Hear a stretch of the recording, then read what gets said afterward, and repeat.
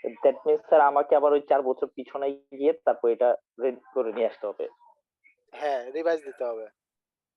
Revise দিতে। আমি একবার জি স্যার। দিলাম ব্যাড ডেট, কিন্তু এটা ইরিকভারেবল ডেট বললাম আমি, ডিসিটি মানলো না, বললো যে না এটা তো এখনো ইরিকভারেবল হয়নি আপনার। পরবর্তীতে এটা এস্টাবলিশ হলো যে না এই টাকা আমি পাইনি, এটা এস্টাবলিশ হলো যে এটা আমি পাইনি।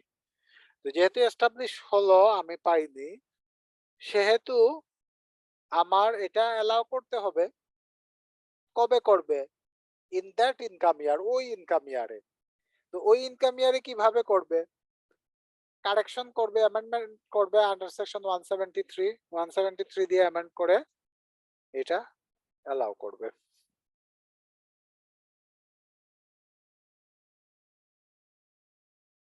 ক্লিয়ার কিনা? জি স্যার, ক্লিয়ার স্যার। আচ্ছা, এরপরে যে বিষয়গুলো আছে এই বিষয়গুলো আমি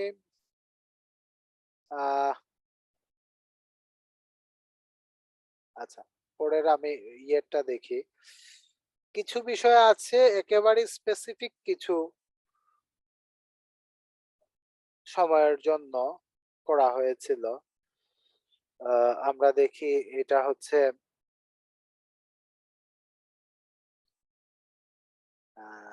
18A। 18 কি আবার এ বলা আছে এখানে দেখেন আমরা, কিন্তু এই সিকোয়েন্সটা বাদ, 18টা বাদ চলে গেছে, আবার 18A টা আছে। 18টা বাদ গেছে 1990-তে, আবার 18A টা আছে। In respect of provision for bad and doubtful debt made by Bangladesh Development Bank for overdue loan, a sum equal to 5% of such overdue loan, or the amount of actual provision for such bad or doubtful debt in the books of SSC, whichever is less, provided that the deduction shall be allowed only in respect of assessment years 87, 88, 88, 89, 89, 90, and 91, 90, 1991. Provided further that if any amount of the amount so allowed is ultimately recovered, the same shall be deemed to be the profit, of the year in which it is recovered. এই বিষয়টা যে বলা আছে সেজন্য এই ধারাটা এখনো আছে। এটা বাংলাদেশ ডেভেলপমেন্ট ব্যাংকের জন্যই বলা হয়েছিল, ঠিক আছে। এটার আগে আরেকটা নাম ছিল মনে হয়, এটা চেঞ্জ করা হয়েছে। বাংলাদেশ শিল্প ব্যাংক ওর বাংলাদেশ শিল্প ঋণ সংস্থা, এই দুইটা মিলে হয়েছে বাংলাদেশ ডেভেলপমেন্ট ব্যাংক। তো এদের যে ঋণ ইয়ে ছিল, এটা ব্যাড ডেট গুলা ওই 4টা বছরের জন্য, শুধুমাত্র ওই 4টা অ্যাসেসমেন্ট ইয়ারের জন্য প্রযোজ্য, এবং এগুলা যদি কখনো রিকভার হয় তো তাহলে এগুলা আবার হিসাবে আসবে, তাই এই ধারাটুকু রাখা হয়েছে। একেবারেই স্পেশাল একটা, মানে একেবারে মানে এটা ইয়ে স্পেসিফিক আর কি।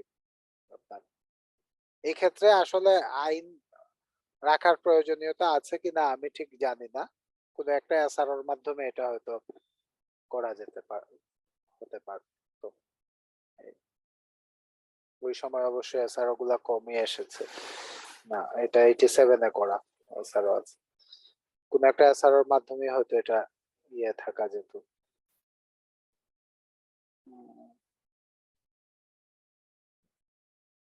আচ্ছা, তো এটা একটা স্পেশাল ইয়ে। এরপরেও আছে, এটাও কৃষি ব্যাংকের ক্ষেত্রে আছে। এই বিষয়গুলো আমি পড়ছি না এখানে, মানে এগুলা একেবারেই স্পেসিফিক কিছু ক্ষেত্রে আছে যেগুলা বর্তমানে প্রযোজ্য না এবং শুধুমাত্র ওই সংস্থার জন্যই প্রযোজ্য।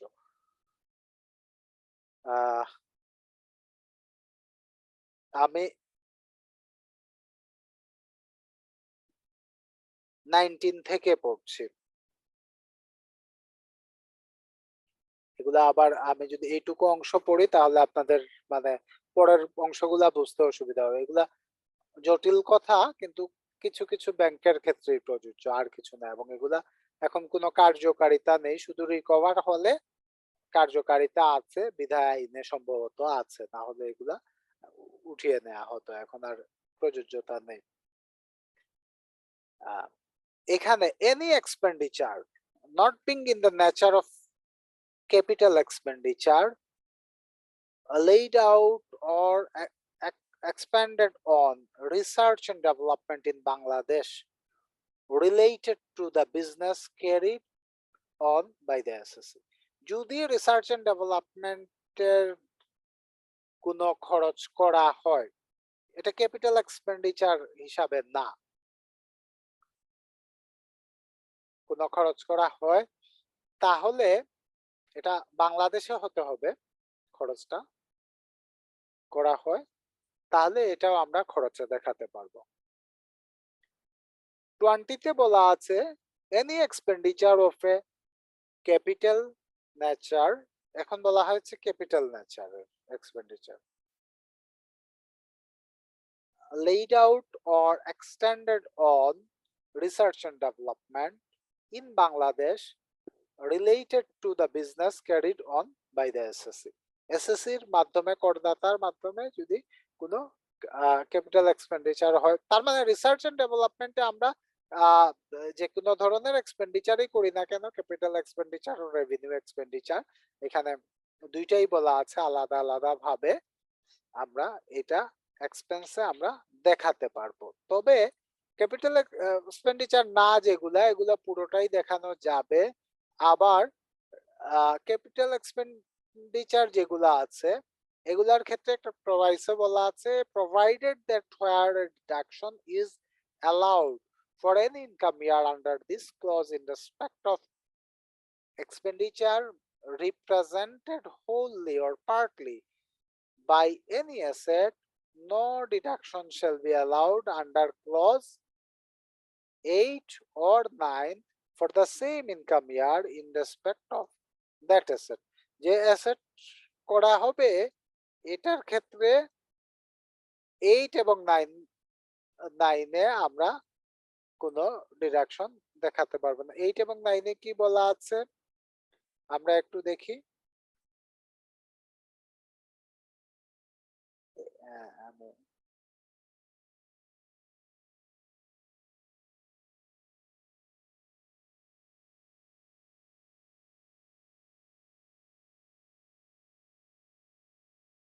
এইটা আছে ডেপ্রিসিয়েশন, তো যে বছর আমরা ওই বছর আমরা ডেপ্রিসিয়েশন চার্জ করতে পারবো না। আর 9-এও ডেপ্রিসিয়েশনের কথা বলা আছে, স্পেশাল যেটা ওই আপনার ইনল্যান্ড ওয়াটারে যে শিপগুলা চলে কিংবা প্যাসেঞ্জার ভেসেল এগুলার ক্ষেত্রে তো ডেপ্রিসিয়েশনটা আমরা ধরতে পারবো না, এটাই বলা আছে প্রথম বছরে।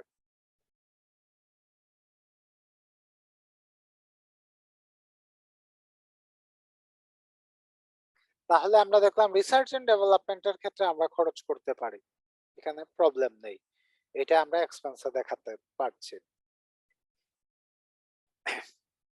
21-এ বলা আছে any sum paid to a scientific research institute, association or other body having as its object the undertaking of scientific research or to a university, college, technical school or other institution for the purpose of scientific research or technical training related to the class of business carried on by the SSC, if such institute, association or body or such university, college, technical school or institution is for the time being approved by the board for the purpose of this clause. তাহলে board কর্তৃক অনুমোদিত university, college, technical school এই পারপাসে যেগুলো আছে এইগুলাতে যদি রিসার্চের কোনো গ্রান্ট দেয়া হয়, কোনো টাকা পয়সা দেয়া হয় রিসার্চ সায়েন্টিফিক রিসার্চ করার জন্য, তাহলে এটাও আমরা ট্যাক্স থেকে অব্যাহতি মানে এইটুকু অংশ আমরা এক্সপেন্স হিসাবে বাদ দিতে পারবো। এখানে এক্সপ্লেনেশন দেয়া আছে কিছু। In this clause, scientific research means any activities in the field of natural or applied science for the extension of knowledge. B. Reference to expenditure incurred on scientific research. Do not include any expenditure incurred in the acquisition of rights in or arising out of scientific research, but same as aforesaid, include all expenditure incurred for the prosecution of or the provision of facilities to the prosecution of scientific research. তো এখানে যে expenditure গুলার কথা বলা হয়েছে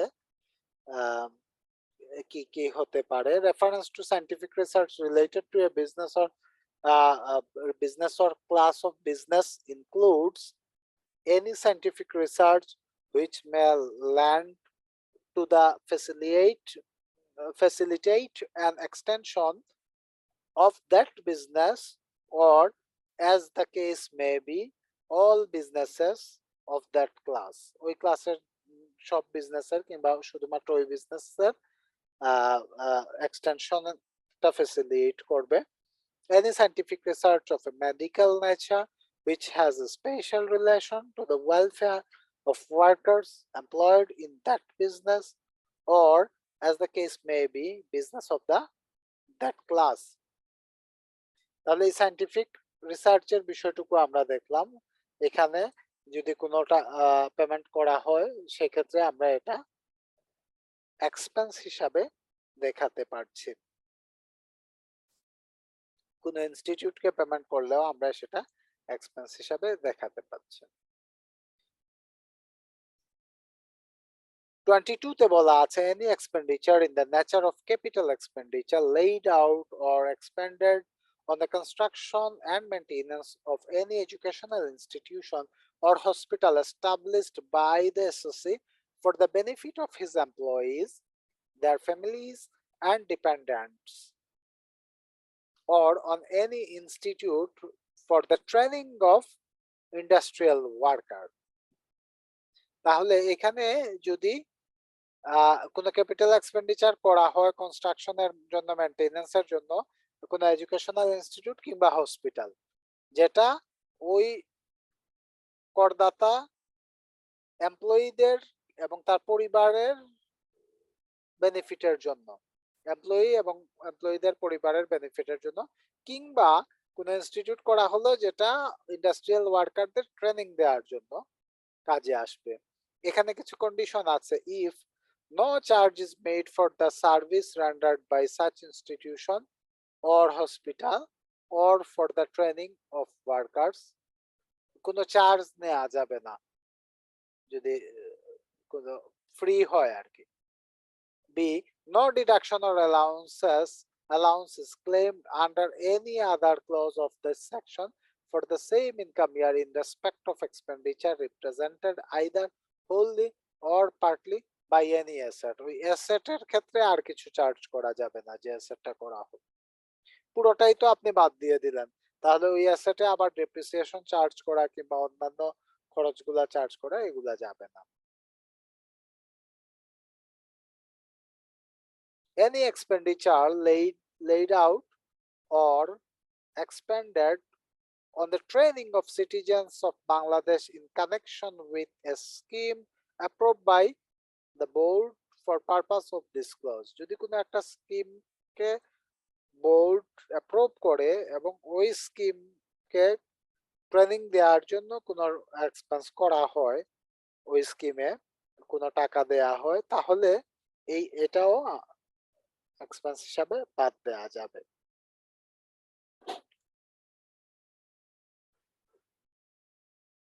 Any expenditure not being in the nature of capital expenditure or personal expenses incurred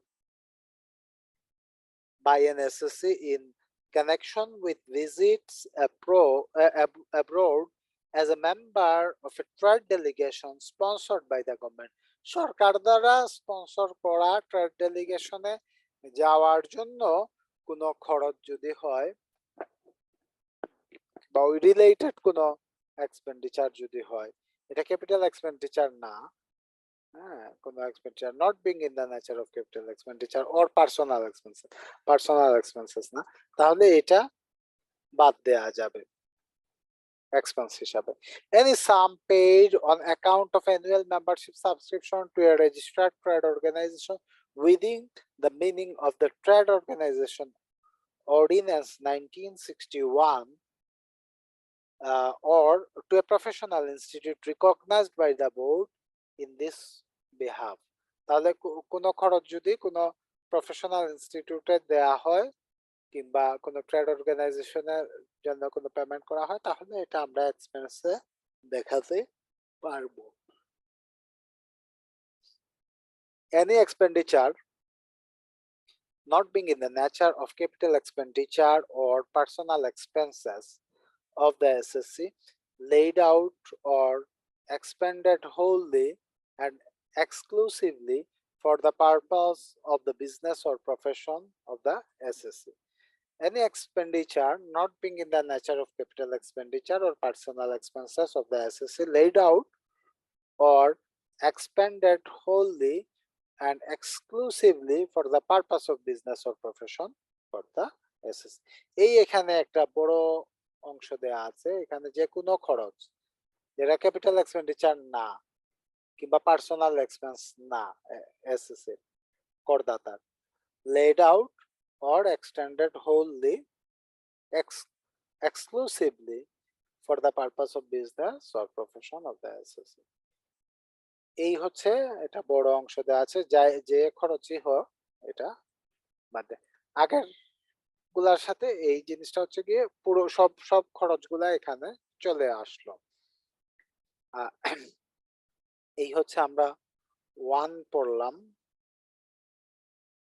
পুরোটাই হচ্ছে subsection 1 29 এর। আর সাবসেকশন 2 তে বলা আছে where any premises, building, machinery, plant or furniture is not wholly used for the purpose of business or profession, any allowance or deduction admissible under this section shall be restricted to the fair proportional part of the amount which would be allowable if such premises, building, machinery, plant or furniture was wholly so used. আস্তটা ব্যবহার হলে যতটুকু হতো তার থেকে যে অংশটুকু ব্যবসার জন্য ব্যবহার হচ্ছে ওই অংশটুকু পুরোটা ক্যালকুলেট করে ওই পার্সেন্টেজটা এক্সপেন্স হিসাবে ধরা হবে। For the purpose of this section, the expression plant includes ships, vehicles, books, scientific apparatus, and surgical and other instruments or equipments used for the purpose of business or profession. এখানে plant শব্দটাকে ব্যাখ্যা বলা হলো এই সেকশনের জন্য প্ল্যান্টের মধ্যে ship, vehicle, books, scientific apparatus আর সার্জিক্যাল ইনস্ট্রুমেন্ট সব ধরনের ইকুইপমেন্ট ইনক্লুডেড হবে। এই হচ্ছে সেকশন 29 এর আলোচনা।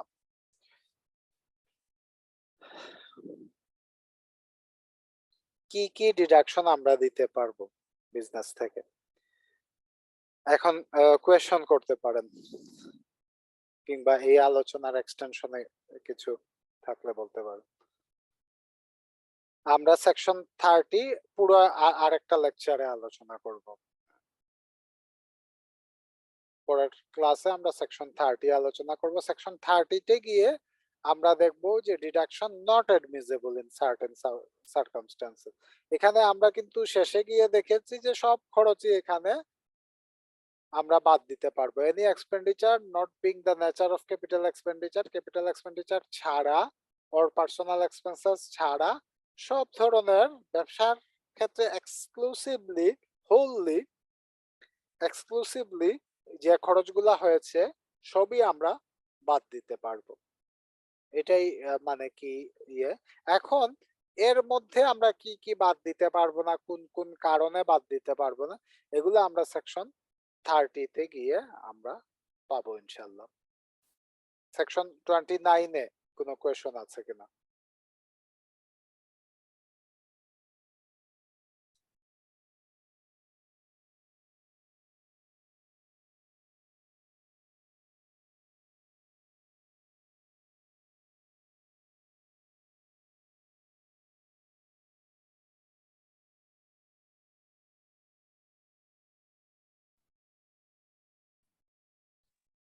জাকির ভাই খুব জটিল মনে হচ্ছে।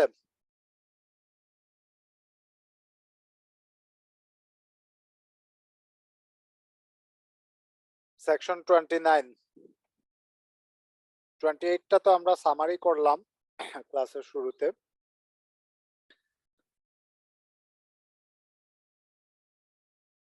29 আমরা কোনো ইয়ে আছে কিনা?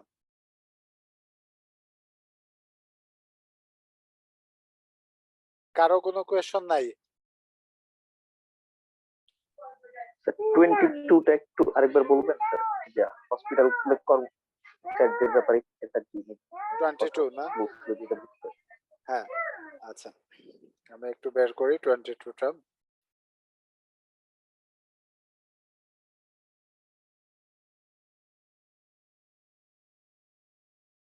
আচ্ছা,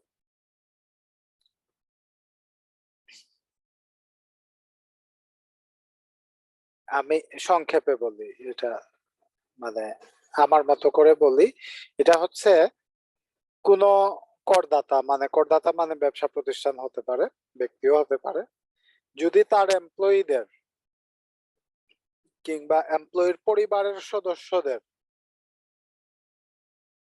বেনিফিটের জন্য, এখানে 3 ধরনের বিষয় বলা আছে। একটা হচ্ছে এডুকেশনাল ইনস্টিটিউশন, একটা হচ্ছে হসপিটাল, আর আরেকটা হচ্ছে ওয়ার্কারদের ট্রেনিং এর জন্য ট্রেনিং ইনস্টিটিউট।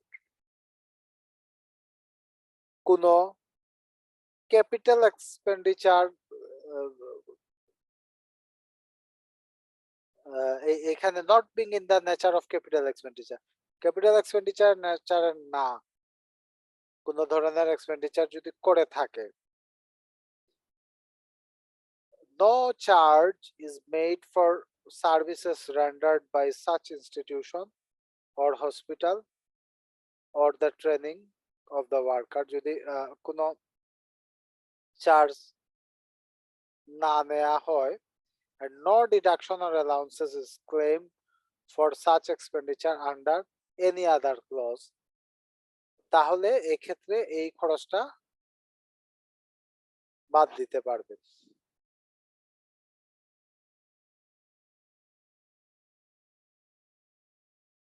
এই দুইটা কন্ডিশন যদি ফুলফিল করে।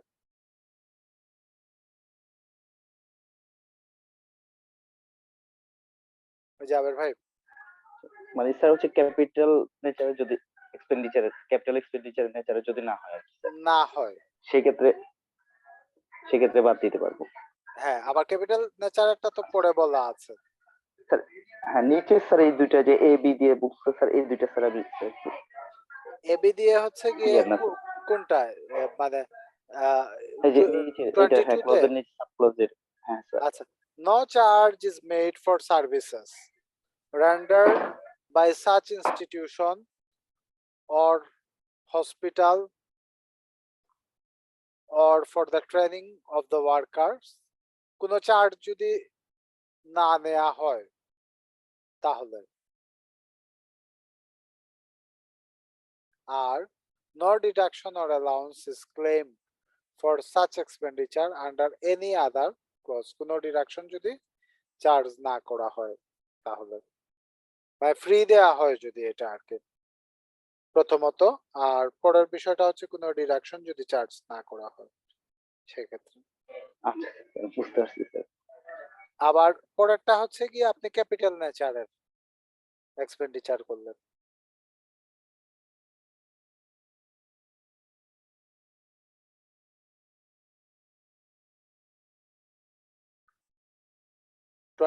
তে আপনি যদি ক্যাপিটাল এক্সপেন্ডিচার করেন সেক্ষেত্রে। আর কোনোটায় কোনো কোয়েশ্চেন আছে কিনা? আমার এইটুকু ক্লিয়ার।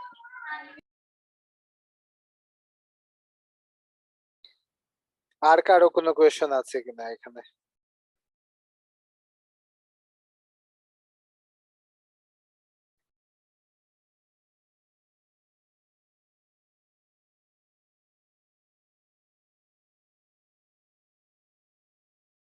তো এই পর্যন্ত মোটামুটি ঠিক আছে। একটা জিনিস একটু যদি আবার বলতেন, 29-এর 14 নম্বর যেটা 14 আছে না? হুম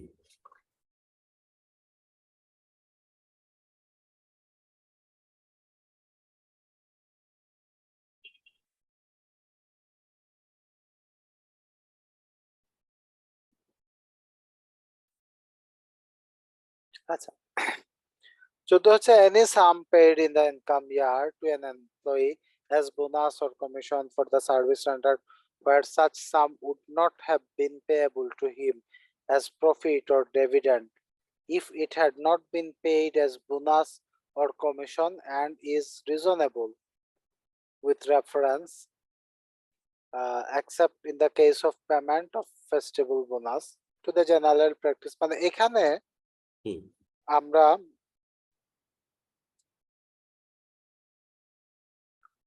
শেষে যেটা বলেছে যে and is reasonable with reference except in the case of the payment of festival bonus এর বিষয় বাদে অন্যান্য ক্ষেত্রে এটা reasonable with the reference the general practice in similar business or profession যে এই ধরনের ব্যবসার জেনারেল প্র্যাকটিসটাই এরকম যে এই ধরনের পেমেন্ট দেয়া হয় বোনাস বা commission the profit of the business or profession in that year ওই বছরের প্রফিট থেকে দেয়া হয়েছে and pay and other conditions of service of the employee the pay and other conditions of the service of the employee তাহলে যদি reasonable হয় এই reference অনুযায়ী তাহলে আমরা দেখলাম যে একটা আয় বছরে একটা ইনকাম ইয়ারে কোন এমপ্লয়িকে যদি আমরা যে কমিশন বা ভাতা দেয়া হয় যেটা মানে এখানে এক্সক্লুড করেছে কিন্তু not have been payable to him as profit or dividend এই প্রফিট ডিভিডেন্ড বাদে বোনাস কিংবা কমিশন যদি দেয়া হয়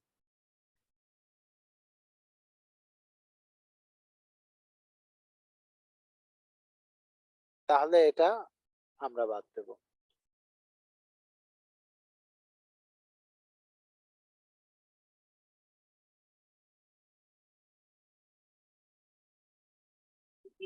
তাহলে ভাই আরেকটু বলেন তাহলে মানে আরেকটু হ্যাঁ মানে আমি যেটা পেয়েবল হ্যাঁ কথাটা আসলে কনফিউজ করছে would not be have been payable to him as profit and dividend এই জায়গাটা মানে আমরা যদি প্রভিশন না রাখি তার জন্য তাহলে সেটা ওই বছরের ইনকাম আপনার এই খরচগুলিকে আপনার ট্যাক্স এক্সাম্পটেড হিসেবে দেখানো যাবে এই তো স্যার নাকি এক্সাম্পটেড না এটা আমরা খরচে দেখাতে পারবো খরচে সরি যা খরচে দেব দেখাতে আমরা হ্যাঁ, তা খরচে দেখাতে পারবো খরচে দেখাতে কিন্তু পারবো কখন দেখাতে পারবো এমনিতে হুট করে বললেই হবে না এখানে কন্ডিশন হচ্ছে এটা একটা মানে এখন ডিভিডেন্ড যদি হয় খেয়াল করে দেখেন এই বিষয়টা কেন আছে মনে করেন আমি একটা প্রতিষ্ঠানে কাজ করছি এখন আমি তো এটার হিডেন পার্টনার হতে পারি ওনার হতে পারি এটার প্রতিষ্ঠানের তাহলে ওই হিসাবে আমি প্রফিট প্রাপ্য হই কিংবা ডিভিডেন্ড প্রাপ্য হই প্রফিটটা প্রাপ্য কখন হই আফটার ট্যাক্স ডিভিডেন্ডটা আফটার ট্যাক্স হই আচ্ছা এখন আমি বললাম যে না আমি বোনাস নিয়েছি আমি এটা নিয়েছি ওইটা নিয়ে আমি নিয়েছি বিভিন্ন ভাবে আমি টাকাটা সরিয়ে নিলাম খেয়াল করে দেখেন ফেস্টিভ্যাল বোনাস বাদে আর কি অন্যান্য বোনাস হিসাবে আমি বিভিন্ন কমিশন হিসাবে আমি টাকা নিয়ে গেলাম এটা মানা যাবে যদি এই এবিসি যদি অ্যাপ্লিকেবল হয় যেটা মানে এটা এই ধরনের ব্যবসার ক্ষেত্রে এটা সাধারণত নিয়ম হয় ঠিক আছে এখানে প্রফিট বিজনেস এটা যদি the profits of the business or profession in that year এটা প্রফিট থেকে যেতে হবে মানে লস থেকে হলে হবে না জেনারেল প্র্যাকটিস হতে হবে এই ধরনের ব্যবসা বা পেশার ক্ষেত্রে এখানে পেমেন্টটা the pay and other conditions of service of the employee মানে এটা এমপ্লয়ির কন্ট্রাক্টে থাকতে হবে, পে এন্ড কন্ডিশনসে থাকতে হবে। মনে করেন ফর এক্সাম্পল আমরা যদি দেখি হসপিটালে যেটা হয়, খেয়াল করেন দেখেন হসপিটালে যেটা হয় আহ, ধরেন সার্জন যখন সার্জারি করেন, ঠিক আছে, একজন সার্জন যখন সার্জারি করেন তখন উনি কিন্তু একটা এডিশনাল পেমেন্ট রিসিভ করেন। হসপিটালে উনি একটা স্যালারি নিচ্ছেন, আবার কেস অন কেস বেসিসে উনি আরো কিছু পেমেন্ট রিসিভ করছেন। এটাই তো আমাদের general practice in similar business or profession, in similar profession. ডাক্তারদের প্রফেশনে সার্জনদের ইয়েতে এটাই তো জেনারেল প্র্যাকটিস, তাই না? হুম এই জেনারেল প্র্যাকটিসে যদি মনে করেন একটা কার্ডিয়াক সার্জন ফর এক্সাম্পল, আমরা জাস্ট একটা এক্সাম্পল টানলাম, এখানে কোনো মানে ফিগারের হিসাব না, এমনিতেই আমরা মনে করেন একটা অপারেশনের টোটাল ফিজ চার্জ হলো 2 লক্ষ টাকা। মনে করেন হসপিটাল 2 লক্ষ টাকা চার্জ করলো। এখন সার্জন একটা স্যালারি পাচ্ছেন, মান্থলি উনি একটা স্যালারি পাচ্ছেন, উনি ফেস্টিভ্যাল বোনাস পাচ্ছেন, এটা ঠিক আছে, সবকিছুই ঠিক আছে। এখন ওনার সাথে কন্ট্রাক্ট থাকলো যে প্রত্যেকটা ইয়েতে কেসে উনি 50% পেমেন্ট পাবেন যা আসবে। তো এইখান থেকে 1 লাখ টাকা উনি ওনাকে পেমেন্ট করা হলো। তো এই 1 লক্ষ টাকা এক্সপেন্স হিসাবে দেখানো যাবে যদি এটা কমন প্র্যাকটিস হয়, জেনারেল প্র্যাকটিস হয় এটা ব্যবসা পেশায়, এবং এটা প্রফিট, ব্যবসা যদি প্রফিটে থাকে প্রফিট থেকে যেতে হবে। এরপরে কমন প্র্যাকটিস প্রফিট আর কন্ডিশনে থাকতে হবে। আবার আরেকটা অপশন থাকতে পারে, যদি উনি প্রতি মাসে 10টার বেশি কেস করেন তাহলে অন টপ উনি আরো 10% পাবেন কমিশন। প্রতি মাসে যদি 10টার বেশি কেস হয় এই ধরনের আরো 10% পাবেন। তো এটাও উনি একটা কমিশন পেলেন। তো এই কমিশনটাও উনি এখানে এটাও এক্সপেন্সে দেখানো যাবে। এখন সিনারিওটা দেখেন, এটা যদি মানে জেনারেল প্র্যাকটিস না হতো ব্যবসায়, তাহলে ওই 1 লক্ষ টাকা আমরা বাদ দিতে পারতাম না। ওই 1 লক্ষ টাকার উপরে আমরা মানে পুরো 2 লক্ষ টাকার উপরেই আমাদেরকে ট্যাক্স দিতে হতো। মনে করেন ফর এক্সাম্পল ট্যাক্স রেট 10% যদি হয়, 2 লাখ টাকার উপরে ট্যাক্স হতো 20,000 টাকা, 20,000 টাকা। আর যে ক্ষেত্রে উনি আপনি 1 লাখ টাকা বাদ দিয়ে দিলেন তখন আপনার ট্যাক্স আসলো 10,000 টাকা। তো এখন প্রফিট কিংবা ডিভিডেন্ড হিসাবে যদি উনি প্রাপ্য হন তাহলে আফটার ট্যাক্স যেটা থাকবে ওইটা থেকে পাবেন প্রফিট কিংবা ডিভিডেন্ড হিসাবে প্রাপ্য হলে। সেজন্য এখানে বলা হয়েছে where such sum would not have been payable to him as profit or dividend। এই এখানে এই অংশটুকু আলাদা করা হয়েছে, where such sum would not have been payable to him as profit or dividend।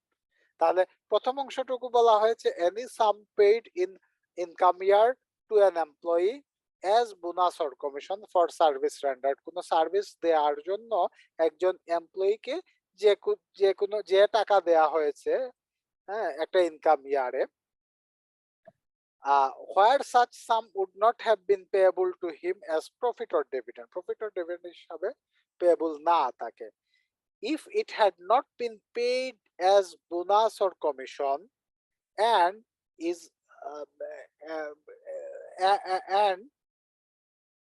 is reasonable with reference except in the case of payment of festival bonus। festival bonusটাকে এখানে বাদ দেওয়া হয়েছে। To the general practice in similar business or profession, the profit of the business or profession in that year and the pay and other conditions of service of the employee। তাহলে এইটুকু আমরা এক্সপেন্সে দেখাতে পারবো, এইটুকু অংশ। এখন কিছুটা ক্লিয়ার হয়েছে কিনা ঢালি ভাই? হ্যাঁ কিছুটা ক্লিয়ার, যেগুলো যদি কেউ আপনার সার্ভিস হিসেবে কিছু টাকা নেয় তাহলে ওইটা এক্সপেন্স দেখা যাচ্ছে, কিন্তু যদি সে সার্ভিস হিসেবে নেয় আবার প্রফিট এবং ডিভিডেন্ডের অংশীদার হয়, তাহলে সেক্ষেত্রে কি দুইটাই না দিতে যাবে পারছে না, না? না পারছে পারবে না। না, পারবে না। আচ্ছা, Would not এটি have been payable হ্যাঁ to him as হ্যাঁ, এইখানে profit to কনফিউশনটা ছিল যে কোনটা আসলে পারবে। আচ্ছা, যদি যে কোনো একটা যেতে হবে এটা হলো, আর হ্যাঁ, ফেস্টিভ্যাল বোনাস হলো টোটালটাই বাদ আলাদা।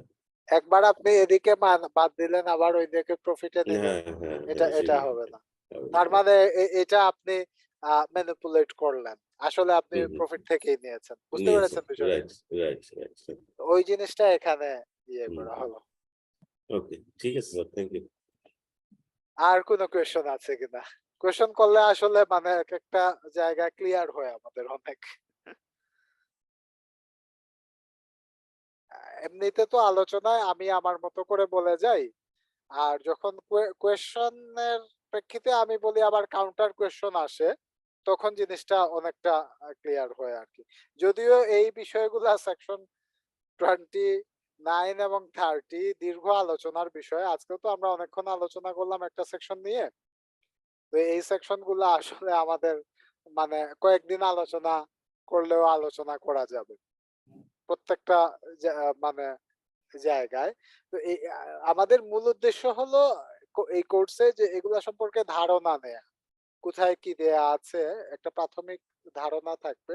পরবর্তীতে আমরা যখন কাজ করব কিংবা যে বিষয়ে আমাদের বেশি আলোচনায় আসবে ওই বিষয়গুলো আমরা কন্টিনিউ করব। আর অতি গুরুত্বপূর্ণ এবং বারবার যে ব্যবহৃত বিষয়গুলা ডেপ্রিসিয়েশনের বিষয় আছে কিংবা অন্যান্য কিছু বিষয় আছে এগুলা মোটামুটি ক্লিয়ার থাকবে। আর কিছু কিছু ক্লজ আছে যেগুলো একেবারেই স্পেসিফিক কয়েকটা ব্যবসার জন্য, খুব বিশেষ কারণে যেগুলো অ্যাড করা হয়েছে, হয়তো বা এসআরও দিয়ে সারা যেত, কিংবা এখানে অ্যাড করা হয়েছে আবার কিছু এখন আর খুব একটা অ্যাপ্লিকেবিলিটি নেই, এই বিষয়গুলোও কিছুটা আছে এর মধ্যে।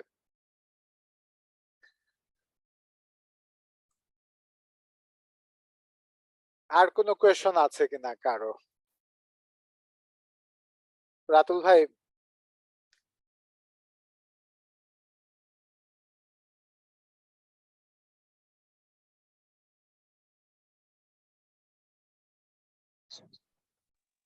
না আবার জাকির ভাই?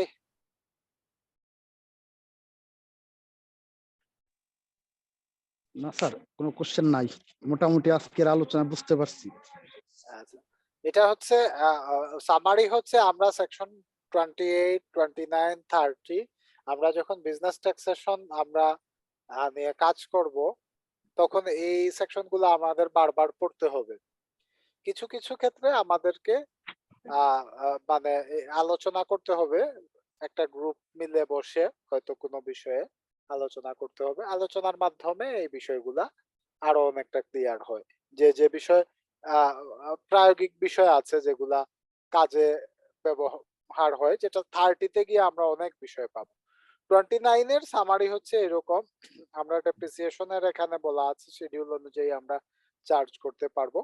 আর সব শেষে গিয়ে দেখেন আমরা এখানে এটা কত 27-এ যেটা বলা আছে, 27টাই হচ্ছে গিয়ে মূল বিষয় এখানে। যদি সামারি করি, any expenditure not being in the nature of capital expenditure, বাকি বিষয়গুলো অধিকাংশ ক্যাপিটাল এক্সপেন্ডিচার এবং ভিন্ন ধরনের প্যাটার্নের এক্সপেন্ডিচারের কথা বলা আছে। আর এখানে বলা আছে any expenditure not being in the nature of capital expenditure or personal expenses of the SSC laid out or expanded wholly and exclusively for the purpose of the business or profession of the SSC, মানে ব্যবসা বা পেশার জন্য exclusively এবং wholly মানে পূর্ণভাবে এবং exclusively কি বলবো যে সুনির্দিষ্ট ভাবে ওই ব্যবসার জন্যই যদি ব্যবহার হয়ে থাকে কোনো ব্যক্তিগত খাতে কিংবা কোনো অ্যাসেট ক্রয়ের ক্ষেত্রে, ক্যাপিটাল এক্সপেন্ডিচারকে আমরা যেটা বুঝি খরচ হয়নি, ওই ধরনের এক্সপেন্ডিচারকে আমরা এক্সপেন্সে বাদ দিতে পারবো, মানে আমাদের ইনকাম থেকে বাদ দিতে পারবো। তো এইটাই এখন পরের সেকশনে আমরা এই এক্সপেন্ডিচার যেগুলার কথা বলা হলো এখানে যে আমরা সব বাদ দিতে পারবো, deduction from income from business or profession, আমরা ঠিক এর পরের যে সেকশনটা আছে সেকশন 30, ওই সেকশন 30-তে আমরা আলোচনা করব আগামী ক্লাসে ইনশাআল্লাহ, deduction not admissible in certain circumstances. কিছু কিছু পরিস্থিতিতে ডিডাকশনটা অ্যাডমিসেবল হবে না, মানে এলাও হবে না। ঠিক আছে, এই পরিস্থিতিটা কি, এটাই আমরা সেকশন 30-তে আলোচনা করব। তো এই হচ্ছে আজকের আলোচনা। আমরা আগামী ক্লাসে বিজনেস ট্যাক্সেশনের আলোচনা কন্টিনিউ করব ইনশাআল্লাহ সেকশন 30 থেকে। আমি আলোচনা এখানেই শেষ করছি, আপনারা একটু থাকবেন আলোচনার পরে। আমি রেকর্ডিংটা অফ করছি। আপনাদেরকে অনেক ধন্যবাদ আজকের আলোচনায় ক্লাসে অ্যাক্টিভলি পার্টিসিপেট করার জন্য। আজকের মতো ক্লাস এখানেই সমাপ্তি করছি। আসসালামু আলাইকুম ওয়া রাহমাতুল্লাহি ওয়া বারাকাতুহু।